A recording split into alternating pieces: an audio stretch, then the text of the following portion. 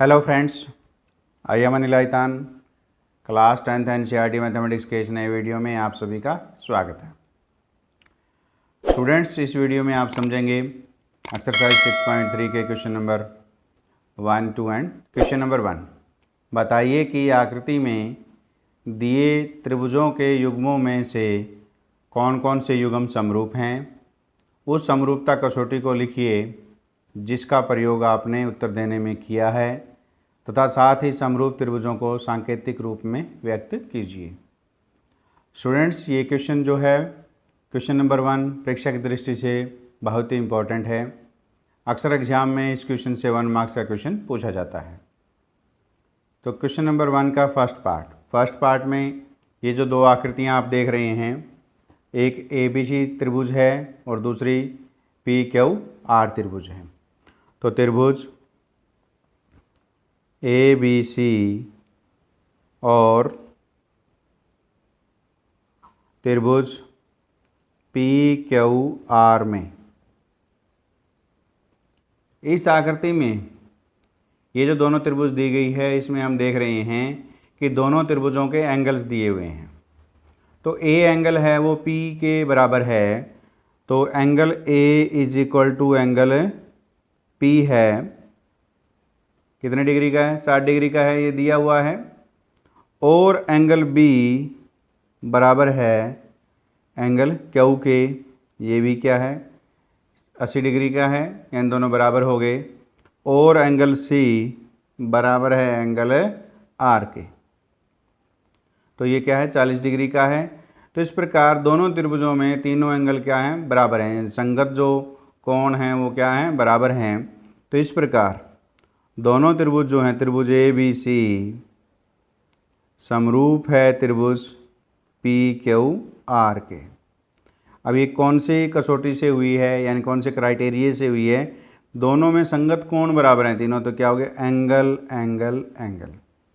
क्योंकि दो एंगल बराबर हो तो तीसरा अपने आप बराबर होता है, तो हम 3A भी लिख सकते हैं, इसमें 2A भी लिख सकते हैं। यानी दो एंगल भी अगर हम बराबर कर देते हैं तो भी ये एंगल एंगल जो कसौटी है समरूपता की, उसके अनुसार ये दोनों त्रिभुजें समरूप हो जाती हैं। अब हम दूसरा भाग लेते हैं।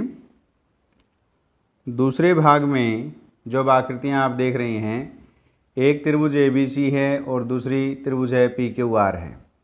अब हमने इसमें ये देखना है कि कौन सा शीर्ष दोनों त्रिभुजों में किसके संगत है। त्रिभुज ABC में AB की जो भुजा की लंबाई है वो 2 यूनिट दे रखी है और उधर QR की जो है वो 4 यूनिट दे रखी है।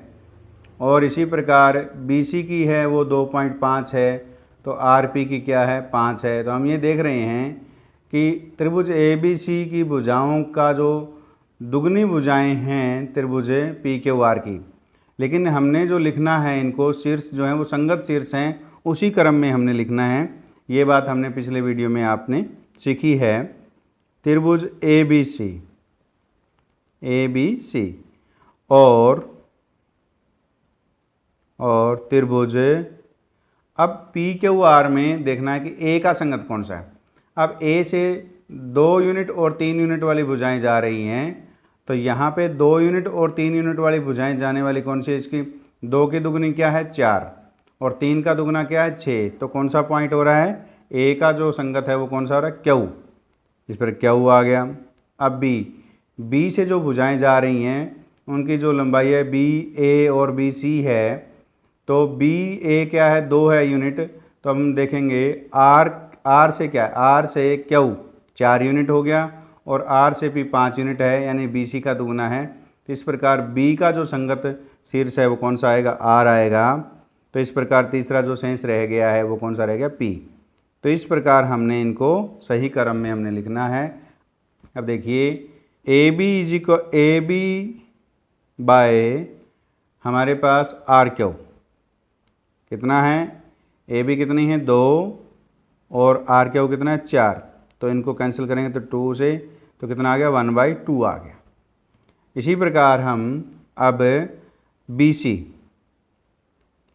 BC बाय RP, क्योंकि ये इसके संगत हैं, तो BC की जो लेंथ है वो कितनी? 2.5 यूनिट है और आर पी की लेंथ कितनी है 5, तो 2.5 से जब 5 को कैंसिल करेंगे 2 पे कट जाएगा तो कितना आएगा 1/2 आ गया।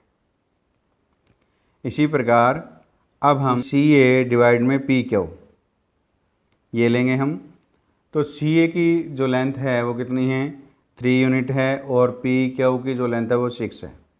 तो हम ये देख रहे हैं ये भी 2 पे कट गया, ये 1/2। दोनों त्रिभुजों की संगत भुजाओं का जो अनुपात है वो कितना आ रहा है, बराबर आ रहा है, 1/2 आ रहा है। तो इस प्रकार A B by R Q बराबर है B C by R P बराबर है C A by P Q, यानी तीनों भुजाओं का जो अनुपात है वो क्या है, समानुपात है। तो इस प्रकार दोनों त्रिभुज क्या हो गई हैं, त्रिभुज ए बी सी समरूप है त्रिभुज क्यू आर पी के। ये जो हम सांकेतिक रूप में इसको प्रकट कर रहे हैं, आपने यही लिखना है। पूछा था क्वेश्चन में समरूप त्रिभुजों को सांकेतिक रूप में व्यक्त कीजिए, तो हमने ये सांकेतिक रूप में व्यक्त किया। अब ये कौन से क्राइटेरिया से हुई है, तो वो ये तीनों में क्या है, साइड का जो अनुपात है यानी रेशियो है वो इक्वल है। तो क्या आ गया, साइड। तो इस प्रकार साइड समरूपता कसौटी से दोनों त्रिभुज क्या हो गई, समरूप हो गई हैं। तीसरे भाग में दो त्रिभुज है LMP और त्रिभुज FED। इन दोनों त्रिभुजों में जो भुजाओं की जो है वो लंबाइयाँ दी गई है। तो हम देखते हैं MP की जो संगत भुजा बन रही है वो बन रही है ED। तो कितना है, MP कितना है 2 यूनिट है और ED की लेंथ कितनी है 4 यूनिट। तो ये कितनी आ गई 1/2 आ गया रेशो। और इसी प्रकार जो हमारे पास है PL डिवाइड में हमारे पास PL का है DF। PL की लेंथ कितनी है हमारे पास 3 यूनिट है और DF की 6 यूनिट है। तो इसको भी कैंसिल करें तो कितना आ गया 1/2 आ गया। और अब लास्ट में है हमारे पास LM डिवाइड बाय FE। तो LM की वैल्यू 2.7 है और ये कितनी है डिवाइड में 5 है। तो ये कितना आ रहा है 27/50 हो गया। तो इस प्रकार MP बाय ED बराबर है PL बाय DF। अब देखिए इन दोनों का रेशो तो क्या है, अनुपात क्या है, समानुपात है। लेकिन LM बाई FE है, इसकी वैल्यू 27/50 है, यानी ये इसके इक्वल नहीं है। तो LM बाई FE ये इसके इक्वल नहीं है। अतः ये जो दोनों त्रिभुजें हैं वो समरूप नहीं हैं। अतः त्रिभुज LMP और FED समरूप नहीं हैं, क्योंकि इन संगत भुजाओं का जो अनुपात है वो समानुपात नहीं है। फोर्थ पार्ट में जो दो त्रिभुज दी गई है LMN और PQR, इनमें एक संगत कोण बराबर दिया गया है और इस कोण के अंतर्गत बनने वाली जो दो भुजाएं हैं उनकी भी लंबाइयां दी गई हैं। तो अब हम देखते हैं कि त्रिभुज LMN और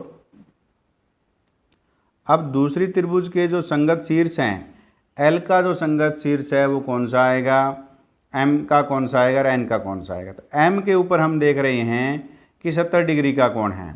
इसी प्रकार Q पर भी क्या है 70 डिग्री का है। तो M कौन से स्थान पर आया है, दूसरे स्थान पर। तो Q कहाँ पर आ गया, दूसरे स्थान पे आ गया। अब Q से P कितना है 5 है और इधर M से N जो है वो 2.5 है, ये इसका दुगना दिख रहा है। तो P को जो रिप्रेजेंट करेगा वो कौन सा करेगा, N करेगा। तो यहाँ पे क्या आ जाएगा, P आ जाएगा। और जो हमारे पास L है, L वो शीर्ष है, M से L कितना है 5 यूनिट दिया गया है और Q से R 10 यूनिट, यानी इसका दुगना है। तो हम ये देख रहे हैं कि जो L को रिप्रेजेंट करने वाला जो शीर्ष है वो कौन सा है, R है। तो LMN के जो संगत शीर्ष हैं वो कौन से बन गए, R Q P बन गए हैं। तो ये इस प्रकार आपने क्रम में इनको लिखना है। LMN की भुजा MN डिवाइड में QP is equal to MN की जो लेंथ है वो कितनी है 2.5 है और क्यू पी की कितनी है 5 है। तो इसको हम काटेंगे कितने पे 2 पे, तो कितना आ गया 1/2 आ गया। और इसी प्रकार एम एल डिवाइड में हमारे पास क्यू आर, तो इनकी भी लेंथ कितनी है, एम एल की कितनी है 5 है यूनिट और इसकी 10 है, तो ये भी किस पे कट गया 2 पे कट गया। तो इस प्रकार एम एन डिवाइड में क्यू पी इक्वल टू हमारे पास M L by Q R. ये क्या है, दोनों भुजाएं समानुपाती हैं और angle M equal to angle Q है, क्योंकि ये दोनों क्या है 70 डिग्री के, दोनों बराबर हैं। तो इस प्रकार त्रिभुज एल एम एन समरूप है त्रिभुज आर क्यू पी के। और कसौटी कौन सी है इनकी, दो जो संगत भुजाएं हैं वो समानुपात है और इनके अंतर्गत बनने वाला जो कोण है वो कितना है, वो भी 70 डिग्री, यानी वो बराबर है संगत कोण। तो ये कौन सी होगी इस कसौटी, साइड एंगल साइड समरूपता कसौटी से ये दोनों त्रिभुज क्या हो गई हैं, समरूप हो गई हैं। फिफ्थ पार्ट में जो दो त्रिभुजें हैं जो आकृति में हम देख रहे हैं, एक त्रिभुज ए बी सी है, ए बी सी, और दूसरी त्रिभुज है एफ डी ई, त्रिभुज एफ डी ई। ये दो त्रिभुजें हमारे पास हैं में, आप यहाँ पर भी में लगा सकते हैं, हम रह गया, इसी प्रकार इसमें भी में का प्रयोग करें। त्रिभुज ए बी सी में एंगल ए है वो एंगल त्रिभुज एफ डी ई का एंगल एफ है, यानी ये कितना है 80 डिग्री दिया गया, ये बराबर है। और A B by F D is equal to है 2.5 और एफ डी कितना है 5 है, तो ये किस पे कैंसिल हो गया 2 पे कैंसिल हो गया, तो 1/2 आ गया ये। अब देखिए एंगल के जो अंतर्गत बन रही दो भुजाएं हैं, एक ए बी है दूसरी ए सी है। पहली त्रिभुज में ए सी है और ये दी हुई नहीं है, इसका मान दिया नहीं हुआ है। दूसरी त्रिभुज में एफ ई की लेंथ है वो हमारे पास 6 दी हुई है, तो ए सी का मान हमें मालूम नहीं है। तो इस प्रकार ये दोनों त्रिभुजें जो हैं वो क्या हैं, समरूप नहीं है। जो कोण बनाने वाली जो दोनों भुजाएं हैं, आरम्ज हैं, उनमें से एक जो आरम यानी भुजा है ए सी की लंबाई हमें ज्ञात नहीं है। तो इस प्रकार त्रिभुज ए बी सी और त्रिभुज एफ डी ई समरूप नहीं है, समरूप नहीं है। छठे पार्ट में हमारे पास दो त्रिभुजें दी गई हैं, एफ त्रिभुज डी ई एफ में पहले हम एक त्रिभुज लेते हैं, क्योंकि हम दोनों त्रिभुजों में देख रहे हैं। पहले त्रिभुज डी ई एफ में डी एंगल और ई एंगल मालूम है, जिसका मान 70 डिग्री और 80 डिग्री है, और पी क्यू आर में क्यू 80 डिग्री है और आर क्या है 30 डिग्री है। तो यानी दोनों का दो दो कोण दिए हैं, लेकिन तीसरा कोण जब तक हमें ज्ञात नहीं होगा तो हम इनके समरूपता के बारे में कुछ नहीं कह सकते। तो इसलिए हम त्रिभुज डी ई एफ का जो एफ कोण है उसको हम ज्ञात करते हैं। तो हमें मालूम है तीन त्रिभुज के तीनों कोणों का योग कितना होता है 180 डिग्री। तो angle D plus angle E plus angle F बराबर कितना होता है 180 डिग्री होता है। तो एंगल डी का मान कितना है 70 डिग्री है, ई का मान 80 डिग्री है और एफ का मान हमें ज्ञात करना है, तो 180 डिग्री इज इक्वल टू आ गया। तो angle F is equal to 180 degree. अब 70 प्लस 80 डिग्री कितना हो गया 150, इनको हम राइट हैंड साइड ले जाते हैं तो -150 डिग्री हो गया। तो इस प्रकार angle F is equal to कितना हो गया 30 डिग्री हो गया, यानी जो तीसरा जो डी ई एफ का कोण है वो कितना आ गया 30 डिग्री आ गया। अब हम ये दोनों त्रिभुज लेंगे, त्रिभुज डी ई एफ और त्रिभुज, तो हमारे पास दूसरी त्रिभुज में आर 30 डिग्री है और पहली त्रिभुज में ई 80 डिग्री है और दूसरी में क्यू 80 डिग्री है। तो डी को जो रिप्रेजेंट करेगा वो त्रिभुज पी क्यू आर में जो हमारे पास है, डी का जो संगत शीर्ष है वो पी आएगा और ई का संगत शीर्ष क्यू आएगा और एफ का संगत शीर्ष आर आएगा। क्योंकि ये संगत शीर्ष भी हमने क्रम के अनुसार लिखने होते हैं। तो इन दोनों त्रिभुजों में हम देख रहे हैं कि एंगल ई बराबर है एंगल क्यू के कितने 80 डिग्री है, ये बराबर है दिया हुआ है, और एंगल एफ हमने ज्ञात किया है 30 डिग्री है, और त्रिभुज पी क्यू आर का एंगल आर जो है वो 30 डिग्री है। तो इस प्रकार जब दो त्रिभुजों में दो संगत कोण बराबर हों तो वो दोनों त्रिभुज क्या होती है, समरूप होती है। क्योंकि तीसरा जो कोण है वो कोण योग गुण धर्म से अपने आप बराबर हो जाता है, तो उसको हमें ज्ञात करने की आवश्यकता नहीं है। हमने केवल इसीलिए डी ई एफ का ही ई एंगल ज्ञात किया था। तो इस प्रकार त्रिभुज डी ई एफ समरूप है त्रिभुज पी क्यू आर के। ये कौन से क्राइटेरिया से यानी किस कसौटी से ये दोनों समरूप हुई हैं, वो भी हैं एंगल समरूपता कसौटी से ये दोनों त्रिभुजें क्या हो गई है, समरूप हो गई हैं। तो इस प्रकार हमने क्वेश्चन नंबर 1 को हल किया। इसका स्क्रीनशॉट ले सकते हैं।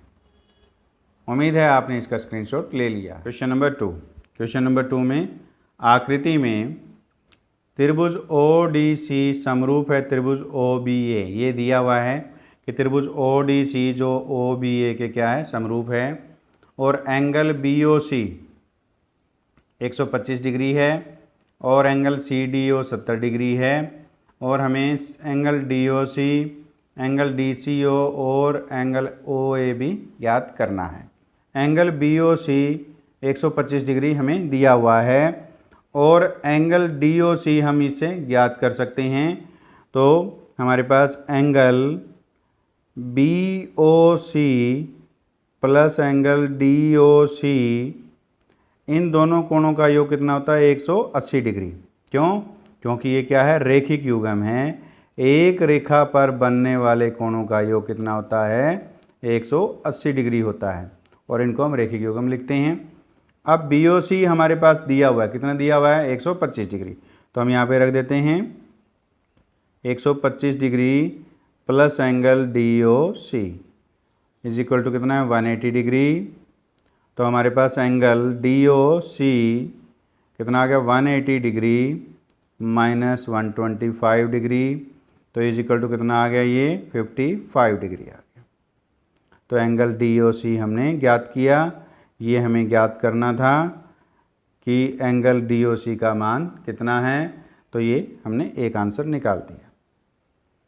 त्रिभुज डी ओ सी में हमें सी डी ओ 70 डिग्री है, और हमने डी ओ सी को 55 डिग्री निकाला है, और हम डी सी ओ को ज्ञात कर सकते हैं।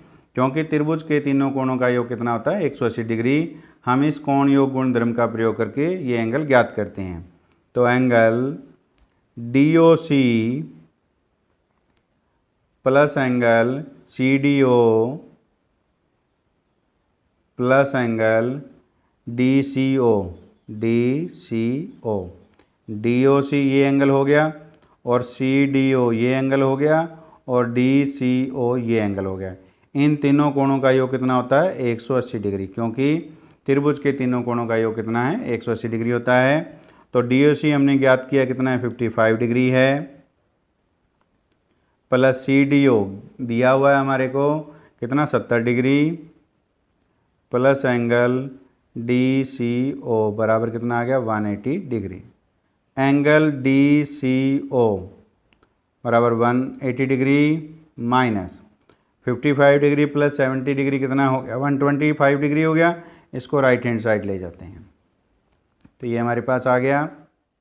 तो इस पर that implies angle D C O is equal to 180 degree में से हम 125 डिग्री को माइनस करेंगे, कितना आ जाएगा, 55 डिग्री। तो ये एक आंसर हमने ज्ञात किया।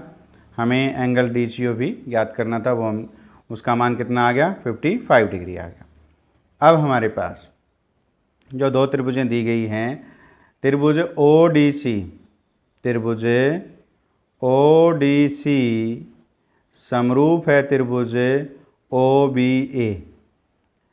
ये ओ डी सी त्रिभुज ओ बी ए के क्या है, समरूप है, ये दी हुई है। इसका मतलब ये हुआ कि इसके जो संगत शीर्ष हैं वो कौन कौन से आ जाएंगे, ओ तो कॉमन है दोनों में, तो डी का संगत शीर्ष कौन सा आ गया, बी आ गया क्योंकि ये दूसरे क्रम पर है, और सी का संगत शीर्ष कौन सा है, ए है। तो हमें जो एंगल निकालना है वो निकालना है त्रिभुज ओ ए बी निकालना है। तो ये जो एंगल है ओ ए बी किस शीर्ष पे बन रहा है, ए पे बन रहा है, तो ए का संगत शीर्ष कौन सा है, सी है, तो इसका जो एंगल हो जाएगा वो कौन सा हो जाएगा, डी सी ओ के बराबर हो जाएगा, क्योंकि ये दोनों त्रिभुज क्या हैं, समरूप है, और समरूप त्रिभुजों में संगत कोण क्या होते हैं, बराबर होते हैं। तो इसका मान कितना है, 55 डिग्री है। तो इस प्रकार एंगल ओ ए बी बराबर कितना आ गया, 55 डिग्री आ गया। ये हमें ज्ञात करना था। तो इस प्रकार क्वेश्चन नंबर 2 में पूछे गए तीनों कोणों का मान हमने ज्ञात किया। उम्मीद है इस वीडियो में समझाए गए क्वेश्चन नंबर 1 और 2 आपको समझ में आए हैं।